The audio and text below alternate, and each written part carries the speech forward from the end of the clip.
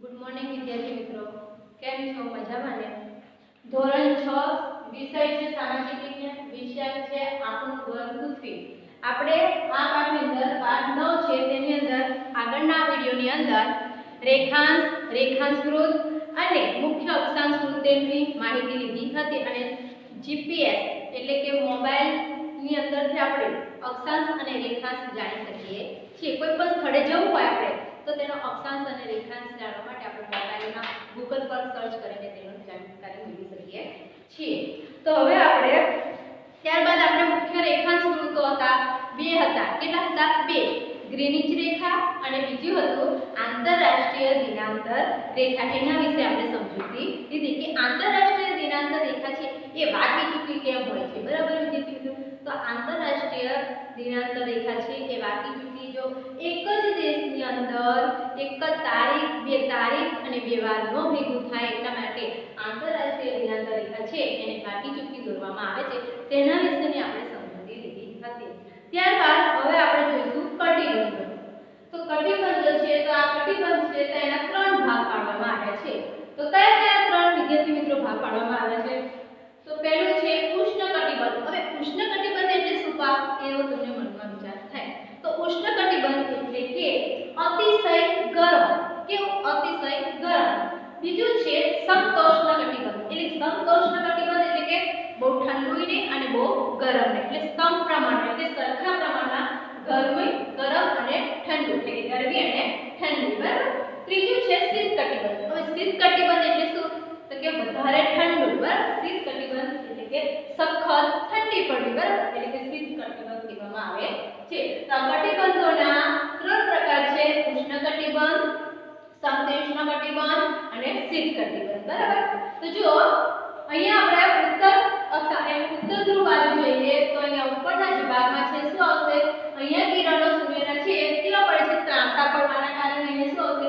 શીત કટિબંધ એટલે કે સખત ઠંડીનું પ્રમાણ વધારે જોવા મળે છે। પછી ત્યારબાદ અહીંયા આપણે જોઈશું કર્કવૃત્ત પર, બરાબર? તો કર્કવૃત્ત પર આપણે શું જોવા મળશે? સમતોષ્ણ કટિબંધ। સમતોષ્ણ કટિબંધ એટલે કે બહુ ઠંડુ પણ નહીં અને બહુ ગરમ પણ નહીં, એટલે કે સમપ્રમાણમાં અહીંયા જોવા મળે છે ગરમ અને ઠંડુ, બરાબર? ત્યારબાદ આપણે વિષુવવૃત્ત છે। હવે વિષુવવૃત્ત ઉપર સૂર્યના કિરણો છે એ વિષુવવૃત્ત ઉપર કેવા પડે છે? સીધા પડે છે। હવે સીધા પડવાના કારણે અહીંયા વિષુવવૃત્ત ઉપર ઉષ્ણકટિબંધ એટલે કે કેવું? વધારે ગરમ, બરાબર? એટલે કે ઉષ્ણકટિબંધ એટલે કે વધારે ગરમ અહીંયા જોવા મળે છે, એટલે ગરમીનું પ્રમાણ અહીંયા વધારે, કેમ? કારણ કે અહીંયા સૂર્યના કિરણો સીધા પડે છે તેના માટે। ત્યારબાદ વિષુવવૃત્તથી નીચે આપણે આવીશું મકરવૃત્ત। તો મકરવૃત્તની અંદર સમશીતોષ્ણ કટિબંધ એટલે કે અહીંયા પણ કેવો હશે? બહુ ગરમ પણ નહીં અને બહુ ઠંડુ પણ નહીં, બરાબર? ત્યારબાદ નીચે આવશે હવે ઉત્તર ધ્રુવ વૃત્તની અંદર આપણે જોઈશું તો ત્યાં આપણે કેવો હશે? શીત કટિબંધ એટલે કે ઠંડીનું પ્રમાણ વધારે જોવા મળે છે। તો અહીંયા ઉપર આવશે શીત કટિબંધ, પછી આવશે કર્કવૃત્તમાં આવશે સમશીતોષ્ણ કટિબંધ, ત્યારબાદ વિષુવવૃત્ત, ત્યાર પછી આવશે સમશીતોષ્ણ કટિબંધ અહીંયા મકરવૃત્તની અંદર, અને ત્યારબાદ અહીંયા આવશે દક્ષિણ ધ્રુવ વૃત્તની અંદર આવશે શીત કટિબંધ એટલે કે ઠંડીનું પ્રમાણ વધારે જોવા મળે છે, બરાબર?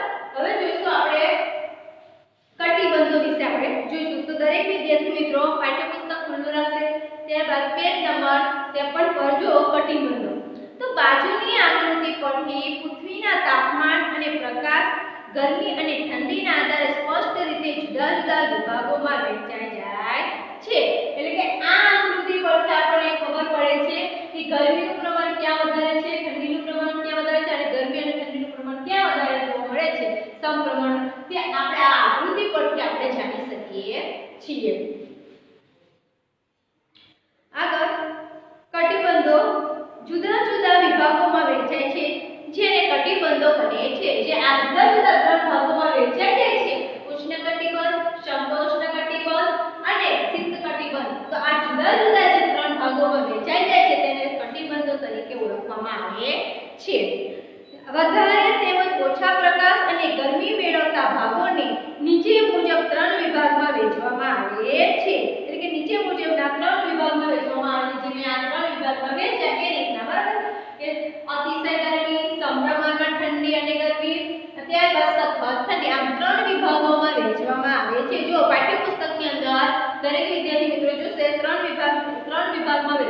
આવ્યું છે શેને તો કે કટિબંધને 3 વિભાગમાં વહેંચવામાં આવે છે કયા કયા 3 વિભાગમાં તો કે ઉષ્ણકટિબંધ ફરીવાર રિપીટ કરું છું સમોષ્ણ કટિબંધ અને શીત કટિબંધ સમોષ્ણ કટિબંધ એટલે શું તો કે ગરમીને બહુ ગરમીની અને બહુ ઠંડીને સમપ્રમાણમાં અને સરખા પ્રમાણમાં વધારે ગરમી પણ નહીં અને વધારે ઠંડી પણ નહીં શીત એટલે કે ઠંડુ સખત વધારે ઠંડુ શીત એટલે કે વધારે ઠંડુ અને ઉષ્ણકટિબંધ એટલે કે ગરમ કેવું ઉષ્ણ તો ઉષ્ણકટિબંધ ક્યાં આવશે અહીંયા વચ્ચે આવશે ક્યાં વચ્ચે એટલે કે વિષુવવૃત્ત ઉપર સૂર્યના કિરણો છે કેવા પડે છે સીધા પડે છે અને અહીંયા ઉપર જે ઉત્તર અક્ષાંશ છે અહીંયા ઉત્તર ધ્રુવ અને દક્ષિણ ધ્રુવ બાજુ શું પડે છે સૂર્યના કિરણો ત્રાંસા પડવાના કારણે ત્યાં આવીને શું આવે છે ઠંડીનું પ્રમાણ વધારે જોવા મળે છે આગળ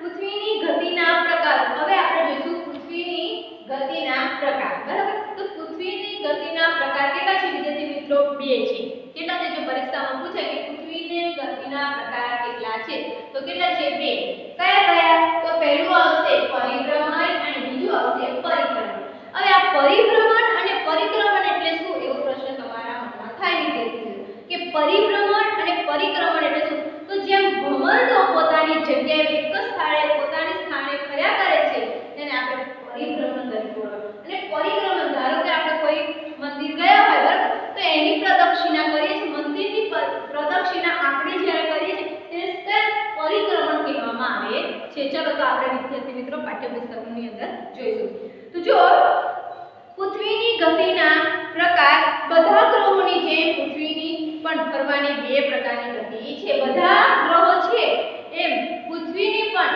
2 પ્રકારની ગતિ છે કઈ કઈ તો મેં કીધું એ કઈ કઈ તો કે પરિભ્રમણ અને પરિક્રમણ બરાબર જો ભ્રમણો પોતાની ધરી પર ફરે છે શું ભ્રમણો તો તમે બધાએ જોયેલો છે તમે લોકો ફેરવતા પણ હશે બરાબર વિદ્યાર્થી મિત્રો તો ભ્રમણો છે એ આપણે ફેરવતા હોય તો ભ્રમણો છે એ પોતાની ધરી પર ફરે છે તેમ પૃથ્વી પોતાની ધરી પર પશ્ચિમથી પૂર્વ દિશા પર ફરે છે તેવી રીતે ભ્રમણો જેવી રીતના ફરે છે તેમ પૃથ્વી પણ આપણી પૃથ્વી છે એ પૃથ્વીનો ગોળો પણ પશ્ચિમથી પૂર્વ દિશા તરફ ફરે છે કઈ દિશા તરફ છે તો કે પશ્ચિમથી પૂર્વ દિશા તરફ ફરે છે યાદ રાખજો વિદ્યાર્થી મિત્રો પ્રશ્ન પૂછાય કે આપણી પૃથ્વી છે કઈ દિશાથી કઈ દિશા તરફ ફરે છે તો કે પશ્ચિમથી પૂર્વ દિશા તરફ કઈ પશ્ચિમથી પૂર્વ દિશા તરફ આગળ પશ્ચિમથી પૂર્વ દિશામાં ફરે છે પૃથ્વીની આ ગોળ ચક્કર લગાવવાની ગતિ એ દૈનિક ગતિ કહેવાય છે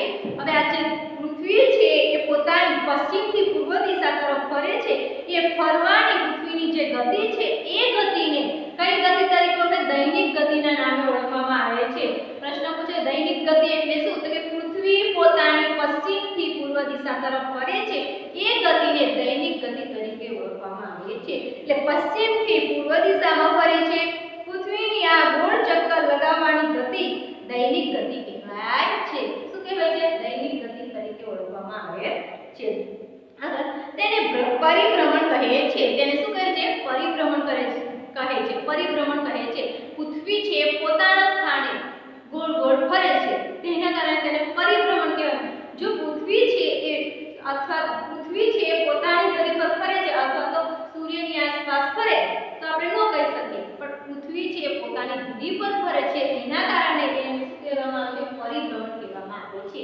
પરિભ્રમણ એટલે કે આપણા પોતાના સ્થાન ઉપર જ ગોળ ગોળ ફરવું આ પૃથ્વી છે એ પશ્ચિમથી પૂર્વ દિશા તરફ ફરે છે હવે જો આગળ પૃથ્વી વિષુવવૃત્ત પર કલાકના પૃથ્વી છે તે પરિભ્રમણ પણ કહે છે અને પૃથ્વી વિષુવવૃત્ત એટલે કે અહીંયા પૃથ્વીના 2 સરખા ભાગ પણ કરે છે તો કે વિષુવવૃત્ત હવે વિષુવવૃત્ત ક્યાં આવે છે તો પૃથ્વીનો જે ગોળ છે તેની વચ્ચે મધ્ય ભાગમાં આવેલું છે કોણ તો કે વિષુવવૃત્ત હવે વિષુવવૃત્તના મધ્ય ભાગમાં એટલે વિષુવવૃત્ત પર કલાકના 1670 કિલોમીટરની ઝડપે એક ચક્કર પૂર્ણ કરે છે કોણ પૃથ્વી છે એ વિષુવવૃત્તથી આગળથી 1670 કેટલા 1670 કિલોમીટરની ઝડપે એક ચક્કર પૂર્ણ કરે છે કેટલા કિલોમીટર તો કે 1670 ના કિલોમીટરની ઝડપે આપણી પૃથ્વી છે એ એક ચક્કર પૂર્ણ કરે છે, એટલે કે એક આંટો પૂરો કરે છે.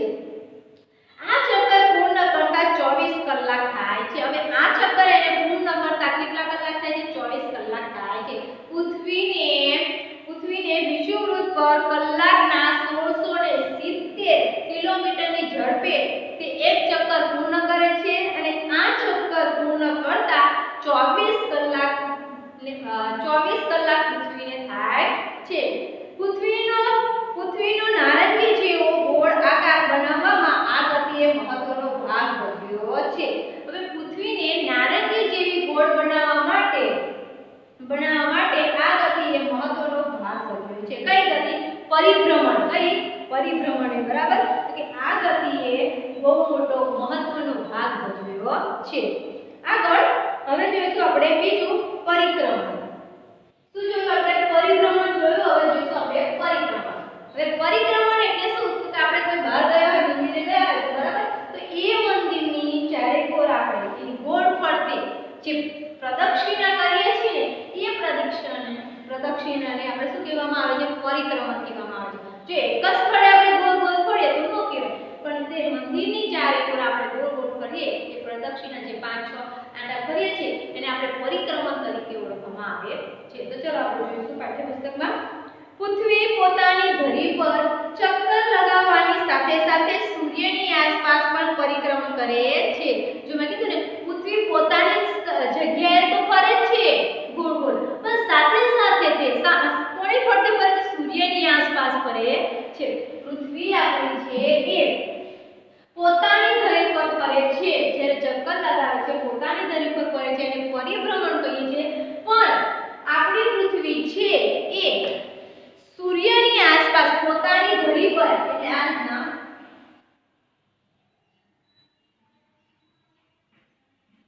આ સૂર્ય છે, બરાબર, અને આ આપણી પૃથ્વી છે, બરાબર.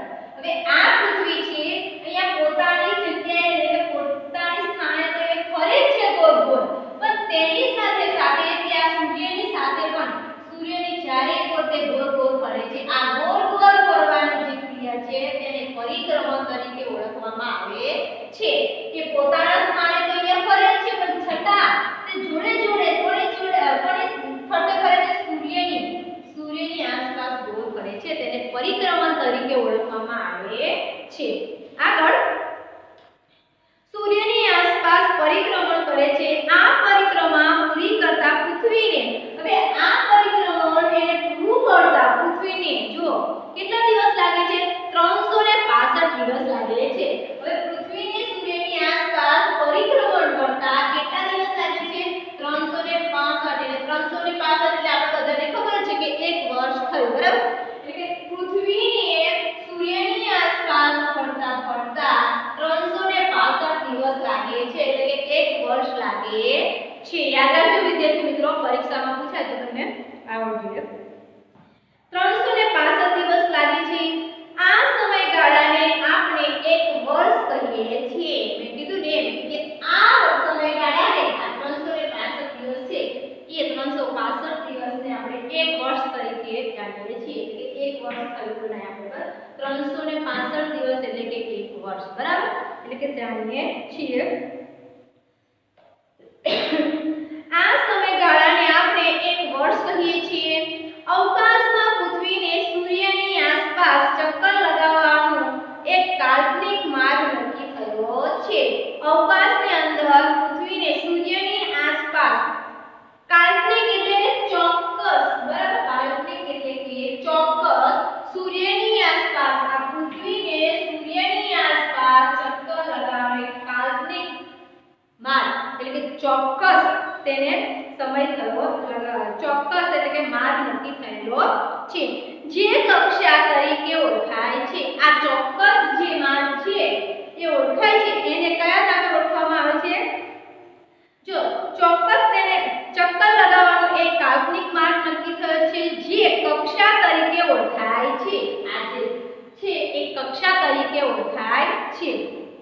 આગળ આ સાથે પૃથ્વી વર્તુળાકાર નહીં પરંતુ લંબગોળાકાર કક્ષામાં ફરે છે. હવે જો પૃથ્વી છે એ સૂર્યની આસપાસ ગોળ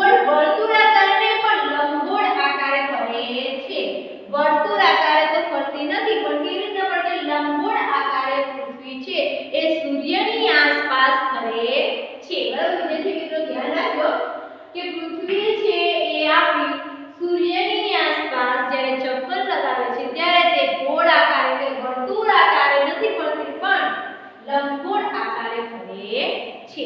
આગળ વર્તુળ આકારે નહીં પરંતુ લંબગોળ આકાર એટલે લંબગોળાકાર કક્ષામાં ફરે છે.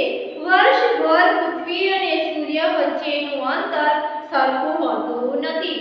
એટલે કે વર્ષભર એટલે કે આખા વર્ષભર આ પૃથ્વી અને સૂર્યનું અંતર એક સરખું હોતું નથી. એટલે કે અંતર જોવા મળે છે, અંતર થતું જોવા મળે છે.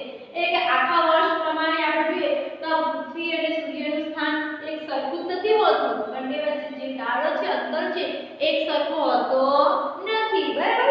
આગળ વર્ષભર પૃથ્વી અને સૂર્ય વચ્ચેનું અંતર સરખું હોતું નથી. પૃથ્વી પોતાની ધરી પર 23.5 અને કક્ષા સાથે 66.5 અંશનો ખૂણો બનાવીને ફરે છે. હવે પૃથ્વી છે એ 23.5 અને 66.5 અંશના ખૂણો બનાવીને તે ફરે છે. આપણી પૃથ્વી છે 23.5 અને 66.5 અંશના ખૂણે તે ગોળ ગોળ ફરે છે. કેમ? કારણ કે આપણી પૃથ્વી છે એ સીધી નથી પણ કેવી છે, થોડી નમેલી છે.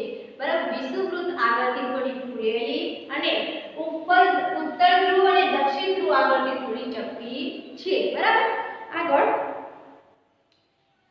પૃથ્વી પોતાની ધરી પર 23.5 અને કક્ષા સાથે 66.5 અંશનો ખૂણો બનાવીને ફરે છે. મેં કીધું એ રીતે. બરાબર. પૃથ્વીના આ ધરી નમનના કારણે ઋતુઓ થાય છે અને રાત દિવસ લાંબા ટૂંકા થાય છે. જો પૃથ્વીના ધરી પ્રમાણે આપણી પૃથ્વી ફરે છે તેના કારણે ઋતુ પરિવર્તન થાય છે. જો ઋતુ આપણી પૃથ્વી છે ન ફરે, એક જ જગ્યાએ રહે, બરાબર, ફરવાનું બંધ કરી દે, ન ફરે તો એક જ આપણે શું જોવા છે, આપણે એક જ જગ્યાએ રાત અને એક જ જગ્યાએ દિવસ એમ જોવા મળે છે. જો આપણી પૃથ્વી ફરે નહીં તો. બરાબર. એટલે દિવસ આ બાજુ તો દિવસ હોય તો દિવસ જ રહે અને આ બાજુ રાત હોય તો રાત જ જોવા મળે છે. જો આપણી પૃથ્વી ન ફરે તો અને ઋતુઓનું પણ પરિવર્તન થતું જોવા મળતું નથી. કેમ? જો આ પૃથ્વી ન ફરે તો. પણ આપણી પૃથ્વી છે ફરે છે, એ પોતાના સ્થાને એટલે પોતાના પરિભ્રમણ પણ કરે છે અને પરિક્રમણ પણ કરે છે. પરિભ્રમણ એટલે કે પોતાના સ્થાને પણ ફરે છે, સાથે સાથે તે સૂર્યની સાથે પણ ચક્કર લગાવે છે. તેના કારણે શું થાય છે, ઋતુઓમાં પરિવર્તન થાય છે અને રાત દિવસ થાય છે. એટલે રાત દિવસ આપણે જોવા મળે છે. પૃથ્વીના આ ધરી નમનના કારણે ઋતુઓ થાય છે અને રાત દિવસ લાંબા ટૂંકા થાય છે. એટલે કે રાત દિવસ આપણને લાંબા ટૂંકા થતા જોવા મળે છે. હવે અત્યારે શિયાળો છે, બરાબર, તો શિયાળામાં દિવસ કેવો હોય, ટૂંકો હોય. બરાબર. અને ઉનાળામાં જોવા મળે તો સૂર્યના કિરણો સીધા પડે. બરાબર. એટલે ઉનાળામાં આપણે જોઈશું તો ઉનાળામાં શું જોવા મળશે, દિવસ લાંબો અને રાત ટૂંકી. હવે શિયાળો, અત્યારે શિયાળો ચાલુ છે, બરાબર, તો અત્યારે દિવસ ટૂંકો અને રાત કેવી, લાંબી. બરાબર. એમ દિવસ રાત લાંબા ટૂંકી આપણને જોવા મળે છે. કેમ?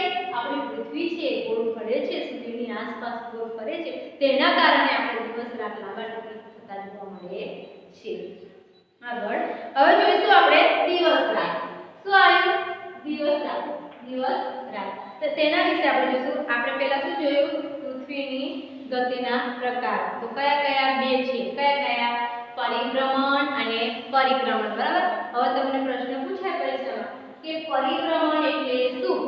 બરાબર. તો કે ભમરડો પોતાની ધરી પર ફરે છે તેમ પૃથ્વી પોતાની ધરી પર પશ્ચિમથી કઈ દિશા આવશે? પશ્ચિમથી પૂર્વ દિશામાં ફરે છે. આ ફરવાની પૃથ્વીની આ ગોળ ચક્કર લગાવવાની ગતિને દૈનિક ગતિ પણ કહેવાય છે અને બીજું શું કહે છે? પરિભ્રમણ પણ કહેવામાં આવે છે. પેજ નંબર 53 પર છે, જો પેન્સિલ વડે લીધો કરી દેજો. અને પરિક્રમણ તો કે પરિક્રમણ એટલે કે પૃથ્વી પોતાના સ્થાને તો ફરે છે, પોતાની ધરી પર તો ફરે છે, પણ સાથે સાથે તે સૂર્યની આસપાસ પણ ફરે છે, ચક્કર લગાવે છે. તેને પરિક્રમણ તરીકે ઓળખવામાં આવે છે. બરાબર. પૃથ્વી પોતાની ધરી પર ચક્કર લગાવવાની સાથે સાથે સૂર્યની આસપાસ પરિક્રમા કરે છે. આ પરિક્રમા જે થાય છે એને પરિક્રમા તરીકે ઓળખવામાં આવે છે. અને પૃથ્વીને સૂર્યની આસપાસ પરિક્રમણ લગાવવામાં કેટલા દિવસો થાય છે? તો કે 365 365 દિવસ એટલે કે 1 વર્ષ ગણાય છે। જો હવે આપણે જોઈશું દિવસ રાત। ત્યારબાદ આપણે આ બધી પર બે ગતિ વિશે આપણે બે પ્રકાર છે પૃથ્વીના તેના વિશે અભ્યાસ કરો। હવે જોઈશું આપણે દિવસ અને રાત। દિવસ અને રાત કેવી રીતના થાય છે તેના વિશે આપણે જોઈશું। પૃથ્વીની દૈનિક ગતિના લીધે જ દિવસ અને રાત થાય છે।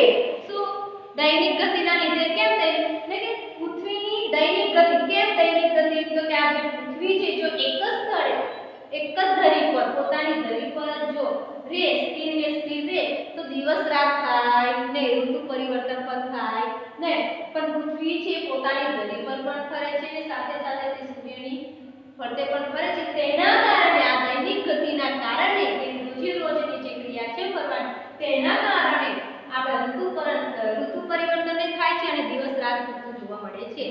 જો આપણે અત્યારે અહીંયા ઊભા છે જમીન પર તો આપણને પૃથ્વી ફરે છે એવો આપણને અહેસાસ ન થાય બરાબર આપણને ન ખબર પડે બરાબર આટલી મોટી આપણી પૃથ્વી જે વિશાળ છે તેના કારણે આપણે જાણી શકતા નથી કે આપણી પૃથ્વી પણ આ પૃથ્વી અને આ જે વૈજ્ઞાનિકો ગયા છે તેના પરથી આપણે અવકાશયાત્રીઓ જે જયા છે તેના પરથી આપણે જાણી શકીએ કે આપણી પૃથ્વી છે તે નથી અસ્થિર છે તે ગોળ ગોળ ફરે છે કોની તો કે સૂર્યની આસપાસ તે ગોળ ગોળ ફરે છે। આગળ પૃથ્વી પોતાની ધરી પર નમેલી અને ગોળ હોવાથી તેના અડધા ભાગ પર સૂર્યનો પ્રકાશ પડે છે। પૃથ્વી છે એ પોતાની ધરી પર નમેલી છે। હવે જો આપણી પૃથ્વી છે પોતાની ધરી પર નમેલી છે। આ નમેલી છે તેના કારણે અડધા ભાગ પર આ બાજુ અંધારું અહીંયા સૂર્યના કિરણો નથી પડતા એટલે આ બાજુ રાત અને આ બાજુ સૂર્યના કિરણો સીધા પડે છે તેના કારણે શું થશે આ બાજુ દિવસ એટલે કે આપણી જે પૃથ્વી છે જે ગોળ ગોળ ફરે છે તેના કારણે દિવસ રાત અને લાંબા ટૂંકી જોવા મળે છે। એટલે કે આ બાજુ દિવસ જે બાજુ સૂર્યના કિરણો પડે સીધા એ બાજુ દિવસ અને જે બાજુ નથી પડતા ત્યાં રાત જોવા મળે છે એટલે કે રાત કહેવાય છે। સૂર્યનો પ્રકાશ પડે છે અને અડધા ભાગ પર અંધારું રહે છે એટલે કે અડધા ભાગ બાજુ અંધારું જોવા મળે છે। પૃથ્વી ફરતી ન હોય તો એક તરફ અંજવાળું અને બીજી તરફ અંધારું જ રહે।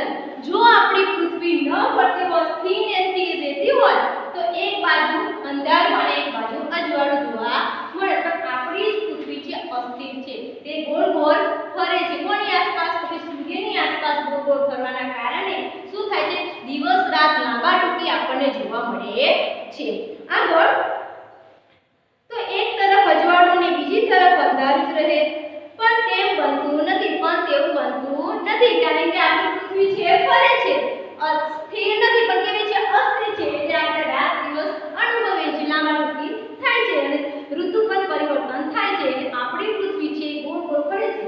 જો ન ફરતી હોય તો આપણે એક જ બાજુ રાત અને એક જ બાજુ દિવસ એવું જોવા મળે કારણ કે આ બાજુ જો સૂર્યના કિરણો પડે તો આ બાજુ તો ન પડે એટલે આ બાજુ રાત અનુભવાય અને આ બાજુ દિવસ બરાબર એ રીતે અને અડધા ભાગ પર અંધારું રહે।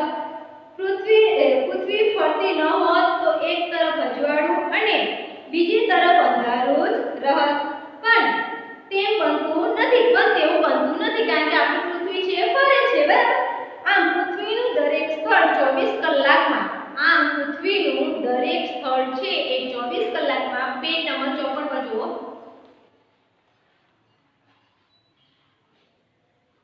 24 કલાકમાં અજવાળામાંથી અંધારામાં અને અંધારામાંથી પાછું અજવાળામાં આવે છે એટલે કે 24 કલાકમાં આપણી પૃથ્વી છે ગોળ ફરે છે બરાબર એટલે અંજવાળામાં આ જે ભાગ છે એ આ બાજુ આવશે બરાબર એટલે અહીંયા અંજવાળું છે અને આ ભાગ છે આ બાજુ આવશે એટલે આ બાજુ રાત એમ ગોળ ફરે અંજવાળામાંથી અંધારામાં અને અંધારામાંથી અંજવાળા એમ ગોળ આપણી પૃથ્વી છે ફરે છે એટલે ફરતા પોતાની ધરી પર ફરે છે એના કારણે આપણે દિવસ રાત અનુભવીએ છીએ। જો આવી રીતના એક જ સ્થિર આવી રીતના ફરે તો આ બાજુ સૂરજ અજવાળું અને આ બાજુ અંધારું એટલે પણ આપણી પૃથ્વી જે પોતાની ધરી પર પણ ગોળ ફરે છે તેના કારણે દિવસ રાત આપણને અનુભવીએ છીએ એટલે કે થાય છે અને ઋતુ પરિવર્તન પણ થતું જોવા મળે છે।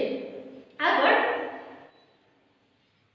તેનાથી પૃથ્વીના દરેક સ્થળે સવાર બપોર અને સાંજ થાય છે। આ પૃથ્વી જે ગોળ ફરે છે તેના કારણે દરેક સ્થળે સવાર બપોર અને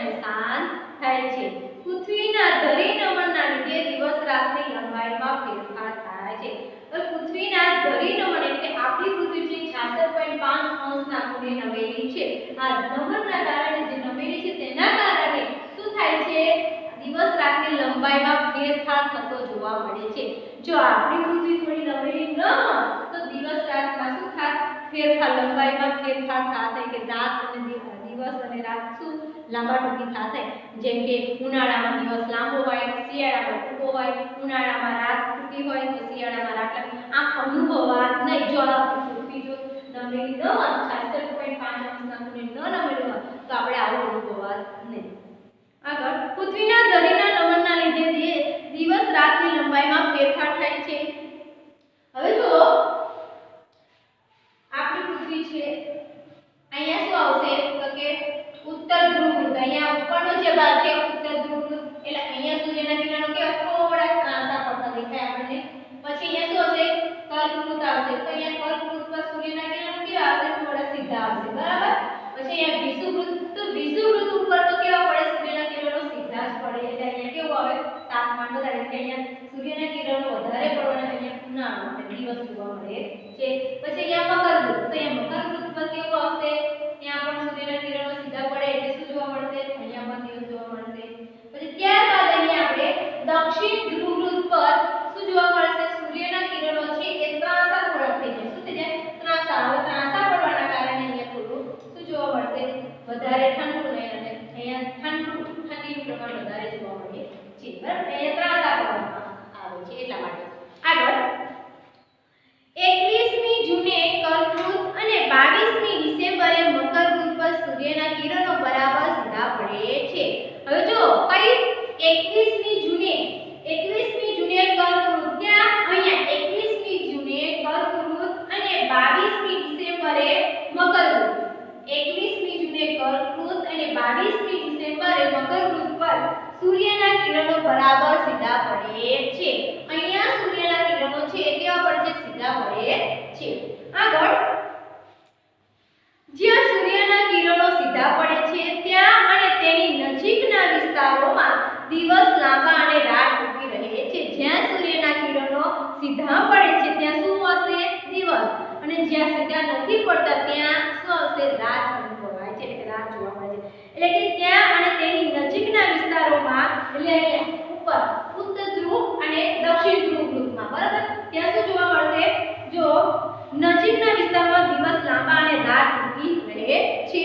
જ્યાં સૂર્યના કિરણો ત્રાંસા પડે છે ત્યાં દિવસ ટૂંકો અને રાત લાંબી રહે છે. હવે અહીંયા ક્યાં સૂર્યના કિરણો છે એ ત્રાંસા પડે? તો કે ઉત્તર ધ્રુવ વૃત્ત પર. એટલે અહીંયા અને નીચે દક્ષિણ ધ્રુવ વૃત્ત પર.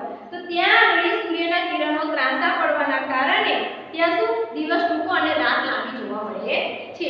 જ્યારે 21 માર્ચ અને 23 સપ્ટેમ્બર માસમાં રાત અને દિવસ સરખા રહે છે. કઈ તો કે 21 માર્ચે અને 23 સપ્ટેમ્બર માસમાં રાત અને દિવસ છે એ કેવા જોવા મળે છે? આપણને સરખા પ્રમાણમાં જોવા મળે છે. એટલે કે રાત અને દિવસ એ સરખું જોવા મળે છે. જો અહીંયા હોમવર્ક છે, આપણે જોઈશું. નીચેના પ્રશ્નોના ઉત્તર છે ટૂંકમાં લખો. આ મોટા પ્રશ્ન છે. પહેલા છે આગળના લેક્ચરમાં એક બે વાક્યના હતા. આ છે એ કેવા છે? મોટા છે. પૃથ્વી પોતાની ધરી પર ન ફરે તો શું થાય? જો આપણી પૃથ્વી છે એ સ્થિર રહે, ફરે જ નહીં તો શું થાય? તો દિવસ રાત થાય ને, ઋતુ અનુભવાય ને, બરાબર, ઋતુઓનું પરિવર્તન પણ થાય ને, બરાબર. પણ આપણી પૃથ્વી છે એ કેવી છે? ફરે છે, બરાબર, અસ્થિર છે, તે સ્થિર નથી. એટલે તેના વિશે તમારે લખવાનું છે. અક્ષાંશ વૃત્ત અને રેખાંશ વૃત્ત એટલે શું?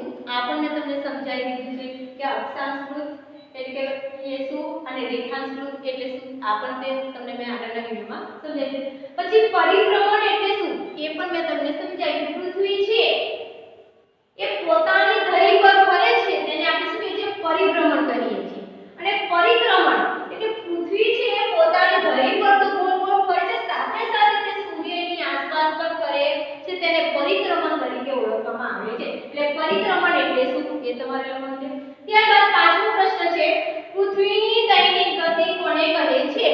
આ પણ તમને સમજાવ્યું. પૃથ્વી પરિભ્રમણમાં આવે છે, બરાબર, કે પૃથ્વીની દૈનિક ગતિ એટલે શું, બરાબર, તે તમારે લખવાનું. ત્યારબાદ આપણે બંધ પેજના જોડકા જોડો. પહેલું છે 0 અક્ષાંશ વૃત્ત. હવે 0 અક્ષાંશ વૃત્ત મેં આગળના લેક્ચરની અંદર તમને સમજાવ્યું હતું. 0 અક્ષાંશ વૃત્ત શું આવશે? કર્કવૃત્ત આવશે કે પછી ગ્રીનિચ રેખા આવશે